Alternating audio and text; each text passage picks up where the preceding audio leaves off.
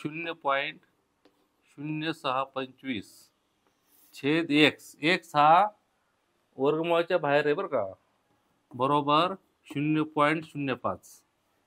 तर काय करायचं आपण, प्रथम याचं वर्गमूळ काढायचं. 625चं वर्गमूळ आहे 25. 625 त्याचं वर्गमूळ 25 आणि दशांश स्थळाच्या उजवीकडे 4 संख्या आहेत. 1 2 3 4 4 अंक आहेत. मग त्याचं वर्गमूळ होणार आहे दशांश स्थळाच्या उजवीकडे 2 अंक म्हणजे 0.05 होणार.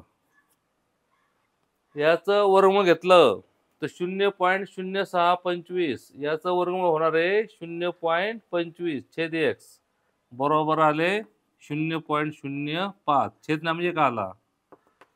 आपल्याला माहिती आहे दोन अपूर्णांकाच्या मध्ये बरोबर चिन्ह असेल तर त्यांचा तिरकस गुणाकार समान असतो. मग 0.05x बरोबर आलं 0.25. म्हणून x ची किंमत आली 0.25 भागिले 0.05. 0.25 भागिले काय आले 0.05. दोन्हीचे दोन दोन घर सरकून टाकू. उत्तर 25/5. 0.05 म्हणजे 5च. म्हणून x ची किंमत आली 5×5 = 25. x म्हणजे किती आले 5. पर्याय क्रमांक डी हे उत्तर आलं. ह्याच्यातली मुख्य गोष्ट कोणती की 4 दशांश स्थळाचं वर्गमूळ 2 दशांश स्थळ असतं एवढं फक्त ध्यान ठेवायचं.